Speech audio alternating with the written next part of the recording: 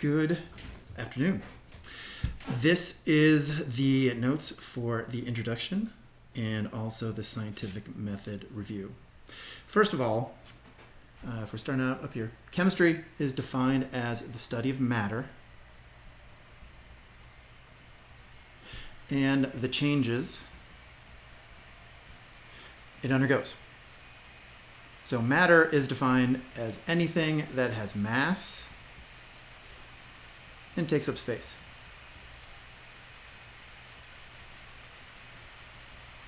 Basically, it's saying it's made up of atoms. So some examples of matter could be, for example, a car, a desk, you, the air that you breathe.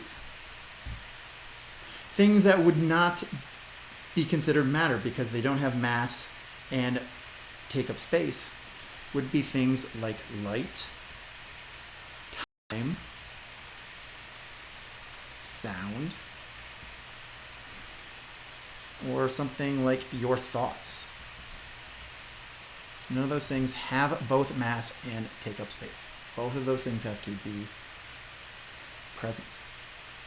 By the way, this will be a learning process as far as getting to know my handwriting. Sometimes it's easier to read than others. For example, write this mate. Let me just rewrite that. That is air. I'll go back to the scientific method. This hopefully is a review of middle school science for you. But the scientific method is defined as a systematic approach used in scientific study. It's an organized process that scientists or engineers or anyone will use to do research or even troubleshoot problems in the real world. It just provides a method for folks to verify the work of others. Because that's the one thing that is most important, is that if someone comes up with a groundbreaking discovery, it has to be reproducible. Other folks should be able to go in and reproduce the same results. If not, then there's an issue. So scientific studies usually begin with simple observation. Well, it's kind of referred to as gathering data using your senses. There's two types of data that we'll be talking about in this course. Qualitative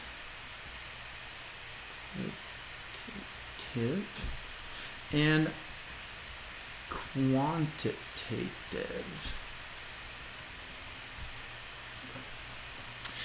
And if you are familiar with roots, right? If you are looking at kind of these roots of these words, if you're thinking qualitative, you're thinking hopefully quality. Or in quantitative, you're thinking quantity. And you'd be correct. Qualitative data is something that describes color, shape, odor, or some physical characteristic that you can observe with your senses. Quantitative is numerical data.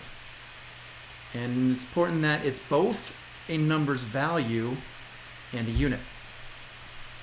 Right? So a length of something would not be technically quantitative data if it was just reported as 12. Well, that includes a number value, but it's meaningless without a unit. Is it 12 meters, 12 inches, 12 millimeters? It's got, so it's got to have a value and a unit.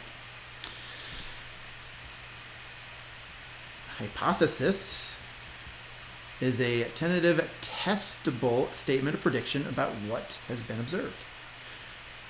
It's very important you start with a hypothesis that you can test. A hypothesis does not always have to be correct. Oftentimes, it'll be incorrect. And that's something that when you go and collect the data and you test your statement of prediction, notice it's either right or wrong. So as we mentioned, an experiment is a procedure that will test your hypothesis. In an experiment, there's going to be several different types of variables. The two most common ones would be the independent variable and the dependent variable. So the independent variable is something that you plan to change, oftentimes referred to as the manipulated variable. This also goes on the x-axis of any graph that you produce. And the dependent variable is defined as what will respond or change based on the independent variable. Okay, so the independent variable is something that you go in wanting to change yourself, or manipulate yourself, and the dependent variable is what you're observing that is going to change in response to what you did. And a control is just something, control of something you want to have set up in an experiment to make sure, it does not change during the experiment. Okay, once you've run your experiments and now you're analyzing your data, you can form a conclusion. Judgment based on the information obtained from analyzing the data and checking it against the hypothesis. Okay. Theory is an explanation that has been supported by many experiments.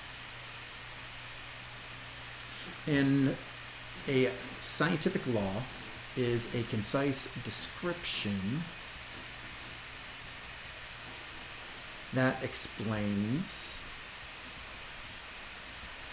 the results of many experiments observations. Okay, keep in mind whenever you're using the scientific method, it is an iterative method. Basically, you make an observation about something, you try to form a hypothesis, and you test your hypothesis with experiments. And at the end of your experiments, you analyze your data, and you come to a conclusion. And it could either support your hypothesis that you made, or it may contradict your hypothesis. And that way, if that happens, then you modify your hypothesis and go through again. So that concludes this video.